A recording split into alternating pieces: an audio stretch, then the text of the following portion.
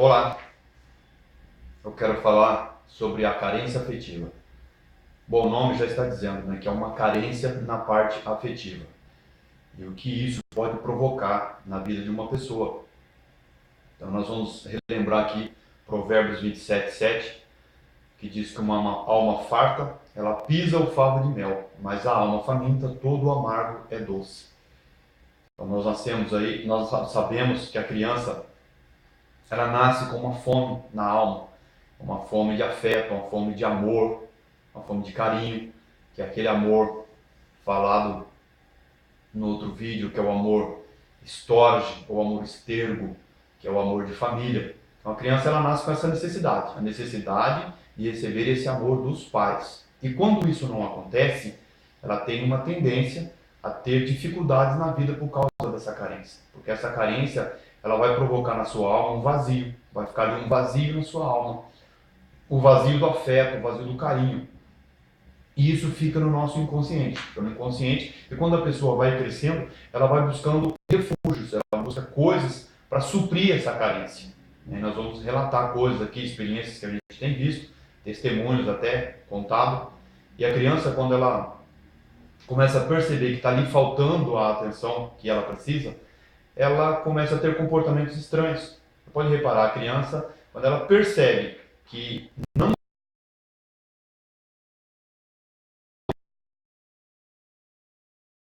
geralmente são comportamentos estranhos. Porque o comportamento normal não vai chamar a atenção de ninguém. Então ela está sentindo a necessidade de que alguém olhe para ela, ou o pai, ou a mãe, ou os dois. Então ela começa a tomar comportamentos estranhos, porque ela quer que alguém olhe para ela. E o é que se isso não mudar, que se providências não forem tomadas com relação à atenção à criança, ela cresce com isso. Ela cresce com os comportamentos estranhos e quando ela se torna adulta, ela continua com os comportamentos estranhos. Para quê? Para chamar a atenção. Então hoje você pode ver pessoas, adultos, que ele faz de tudo para chamar a atenção, ou com a aparência dele, com o cabelo, com roupas, com acessórios que ela coloca no corpo, que é para chamar a atenção. Por quê? Porque faltou atenção para ela lá atrás, então ela tem uma deficiência nessa parte afetiva. E é claro que nem todos aqueles que são carentes afetivamente, eles buscam a droga ou o álcool, mas é uma tendência a pessoa buscar a droga ou o álcool para suprir essa carência afetiva. Mas existe aí vários meios, vários caminhos, cada um vai seguir um. E as pessoas que têm uma carência afetiva, ela vai buscar meios para suprir essa carência. Ela busca, tem pessoas que ela se refugia no clube de futebol, já tem pessoas que se refugiam no carro, já tem pessoas que se refugiam na roupa, ele se veste impecavelmente da cabeça aos pés, só com etiqueta, porque ela tem a necessidade de chamar a atenção. Tem pessoas que se refugiam no cabelo, se refugiam na aparência, na tatuagem. Eu não tenho nada contra a tatuagem, eu até acho bonito, né? Eu não tenho tatuagem, mas eu acho bonito uma tatuagem, não tem problema nenhum fazer. Mas aquela pessoa que ela se borra todinha, o corpo todinho de tatuagem, por que ela faz isso? Né? Eu não tenho nada contra o piercing, alargador de orelha, não tenho nada contra isso, mas às vezes a pessoa, ela enche o rosto dela de piercing. Pô, também não tenho nada contra isso, cada um faz da sua vida o que acha que deve ser feito. Mas por que a pessoa faz isso? Porque ela tem uma carência muito profunda, uma carência afetiva. E aquilo lhe dá uma sensação de prazer. Por quê? Porque aquilo chama a atenção das pessoas. E todo mundo vai. Ela tem essa necessidade de chamar a atenção. Porque faltou a atenção lá atrás. E é interessante que, como o alimento da alma, ela vem na infância e a criança tem essa necessidade, como eu citei o alimento do espírito e o alimento do corpo, é interessante o alimento da alma, que o nosso corpo, a gente não precisa comer o dia inteiro. Não precisa. A nossa rotina é o café da manhã, o almoço e a janta. Em geral é assim. O nosso corpo ele não pede comida o dia inteiro. E a nossa alma é assim também. Ela não pede afeto o dia inteiro. Ela não pede amor e carinho o dia inteiro. São momentos. São momentos do dia que a nossa alma pede o carinho e o amor dos pais. Então, eu não tenho nada contra a mulher que trabalha, não tenho nada contra. Mas uma mãe que trabalha, um pai que trabalha, então a criança ela passa o dia inteiro com a fome da alma. A alma dela está com fome de carinho, de afeto. E eu quero fazer uma comparação. Se você passar o dia inteiro com fome, né, do físico aqui, de comer comida, você passou um dia inteiro sem comer. Você chegar em casa e preparar aquele pratão e comer aquela comida, você vai saciar a fome do dia inteiro. Você saciou a fome do dia inteiro, numa refeição só. Passou o dia inteiro com fome. Chegou em casa, botou aquele pratão, comeu, você saciou a fome. A alma é a mesma coisa. Às vezes a criança passou o dia inteiro longe dos pais, então ela passou o dia inteiro com a fome da alma, a fome do afeto, do carinho. Então quando ela chega em casa à noite, então os pais precisam suprir essa fome do afeto, do carinho, da atenção. Né? Mas infelizmente hoje o que nós temos visto são pais que estão deixando de lado, estão deixando a parte mais importante de lado, que é o afeto, que é o carinho. Nós vivemos uma sociedade hoje que nós somos consumistas, nós estamos no materialismo. Nós vamos trabalhar e lutar para quê? Para dar o melhor para os nossos filhos. O melhor não vem só para o nosso filho, eu trabalho para ter o melhor para mim também. Então, às vezes eu quero dar o melhor para o meu filho. Não está errado, está certo. Eu quero dar a melhor escola, eu quero dar a melhor roupa. É lógico, tá certo quem pensa dessa maneira. E temos que agir dessa maneira. Só que esse melhor, materialmente falando, ele tem que ser acompanhado com uma boa dose de afeto.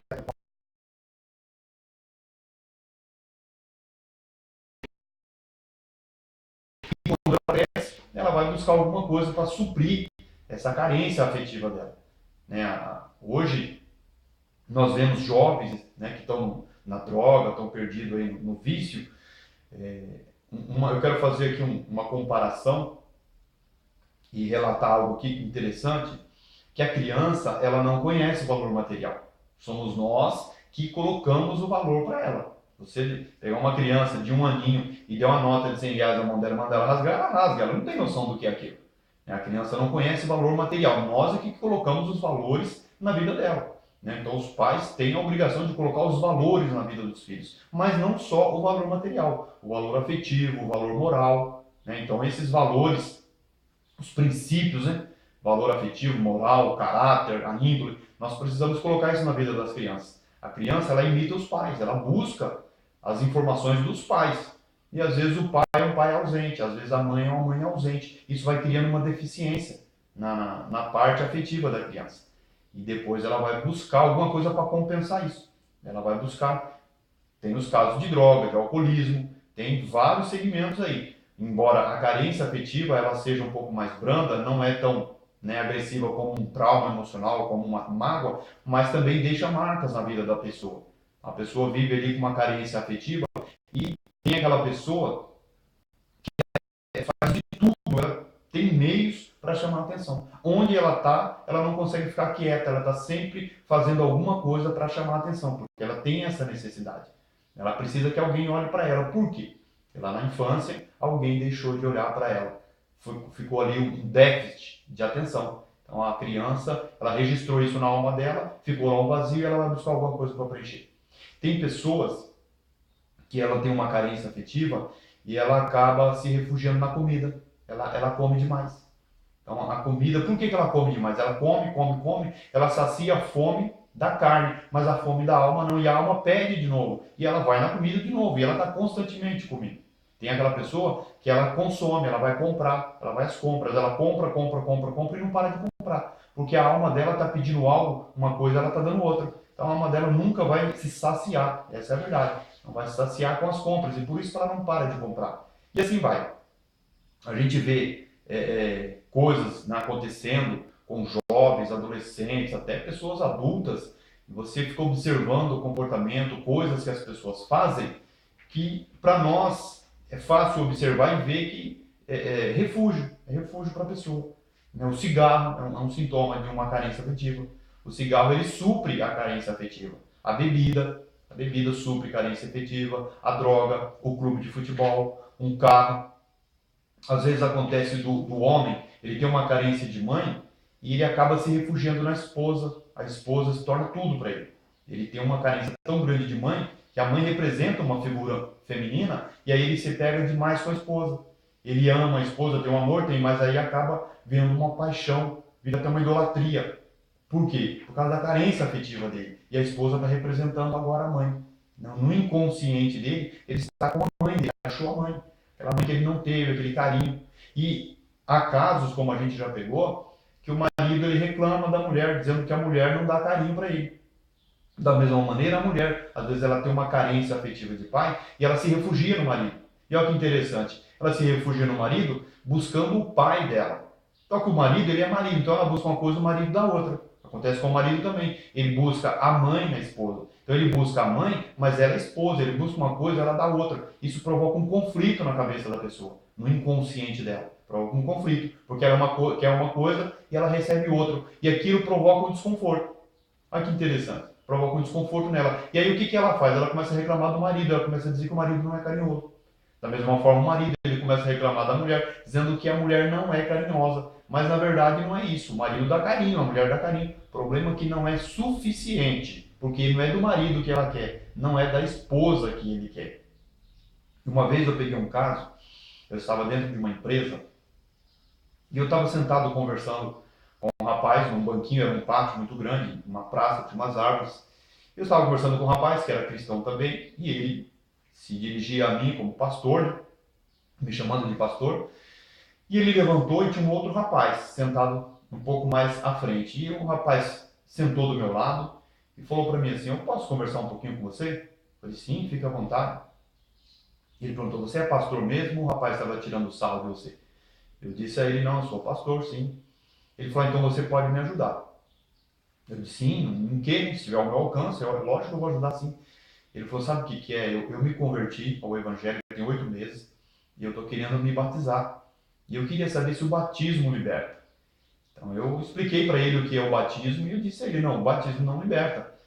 Mas você está querendo se libertar do quê? E aí ele disse para mim: Falou: Olha, eu tô na igreja, mas eu ainda fumo maconha. Eu não consigo largar da maconha. Eu falei: Mas quanto tempo faz que você usa maconha? Ele falou: Tem muitos anos. Eu tenho 28 anos, desde os meus 15 anos de idade eu fumo maconha, ou seja, 13 anos. Eu fiz um questionário ali para ter um diagnóstico dele. Já roubou? Não. Já matou? Não. Já possuiu arma? Não. Já usou cocaína? Não. Bebida? Ele falou: Não, não bebo. Cigarro? Não, não fumo. É só maconha. Eu falei: Bom, jovem, o seu problema está fácil de resolver. A maconha, ela é um refúgio. É um refúgio de uma carência afetiva que você tem. E ele ficou meio, né, com um ponto de interrogação na cabeça, olhando para mim. Eu falei: Eu vou tentar te explicar. Provavelmente você tem uma carência afetiva e a tua alma te levou a buscar na maconha e ela está suprindo essa carência. Por isso que é tão difícil você largar. Eu falei: Me conta a tua história aí com a tua mãe. Ele falou: Minha mãe, super mãe, nota 10. Eu falei: Seu pai? Ele falou: Meu pai eu nem conheço, não sei nem onde anda, porque minha mãe engravidou no namoro ainda. Meu pai largou, eu nunca mais ouvi, não sei nem por onde anda. Eu falei: Tá, você sente falta do seu pai? Ele falou: Não, é normal. Eu falei: O dia dos pais para você, como é que é? Ele falou: Não, normal. E final de ano? Foi também normal. Falei: Vem cá, não tem um dia, uma hora, um momento, alguma coisa assim relacionado a teu pai que você não gosta de lembrar? Ou quando você lembra, te dá um desconforto? Aí ele abaixou a cabeça. Ele abaixou a cabeça e eu pensei comigo, né? Tá aí o problema. Ele abaixou a cabeça, aí ele parou, pensou, daqui a pouco ele olhou para mim e falou: Olha, pastor, eu nunca falei disso para ninguém. Eu falei: Então fala para mim, eu quero ser a primeira pessoa a ouvir. Ele falou: Olha, tem um dia do ano que eu não gosto. Eu perguntei para ele que dia era esse e ele me falou. Era o dia do aniversário dele. Eu falei: Mas por que você não gosta do dia do teu aniversário? Ele falou: Ó, no dia do meu aniversário, minha mãe, meus tios fazem festa para mim, um churrasco, bolo, me dão presentes bons. E ele olhou para mim assim, ele falou: Mas sabe o que eu queria, pastor? No dia do meu aniversário, eu queria um abraço do meu pai, cara. Eu só queria que meu pai estivesse lá para me dar um abraço. Era tudo que eu queria, pastor. Por que ele não aparece? Por que ele não apareceu? Então você vê que o jovem estava ali, ó, preso, né, na maconha, que era um refúgio para ele, mas ele não sabia que o problema era por causa de uma carência afetiva. E ali eu ministrei na vida dele, ensinei ele a orar, a buscar em Deus, para Deus suprir com o amor dele, né, a ausência do pai. E eu expliquei a carência que você tem de pai. Você está se refugiando na maconha. Você vai orar, pedir para Deus suprir essa ausência, né, do teu pai, do amor dele, e a maconha vai embora, acabou o teu problema. E ele olhou para mim e falou: Mas é só isso? Eu falei: Sim, é só isso. Agora depende do seu empenho. E assim nós temos encontrado pessoas, né, que ele tem uma carência afetiva e isso provoca problemas na vida dele. Eu já peguei casos da pessoa que ele tem uma carência de mãe e ele acabou se refugiando na filha. Ele não se refugiou na esposa, ele se refugiou na filha. Ele idolatra a filha. A filha parece uma deusa. Em contrapartida, ele tem um filho. O filho ele não dá tanta atenção, mas a menina ele idolatra a menina. Poxa, gente, nós amamos os nossos filhos, claro, mas isso não pode virar uma idolatria, não pode virar uma paixão. Então essa paixão que ele tem pela filha é uma carência afetiva. Às vezes acontece com a mulher também. Ela às vezes tem uma carência de pai ou carência de mãe, ela acaba se refugiando no filho ou na filha. Ela se torna aquela mãe super protetora, aquela pessoa apaixonada pelo filho. Nós amamos os nossos filhos, é lógico que amamos. Só que o amor descrito na carta de Paulo lá, o amor é paciente, o amor é calmo, ele é benigno, o amor ele sabe dar sem nada receber, o amor é uma coisa tranquila. Então, essas coisas que acontecem exagerada, isso é uma paixão, isso é a necessidade da alma. É muito comum você pegar casais, uma carência de pai, e ela se refugia no namorado. E às vezes o namorado maltrata, maltrata, maltrata, e ela não consegue largar. Aí nós voltamos lá para o livro de Provérbios, 27:7. A alma farta pisa o favo de mel, mas a alma faminta o amargo é doce. Às vezes a menina está num relacionamento amoroso que o rapaz não vale nada, maltrata ela, não é uma boa pessoa, porém ela não consegue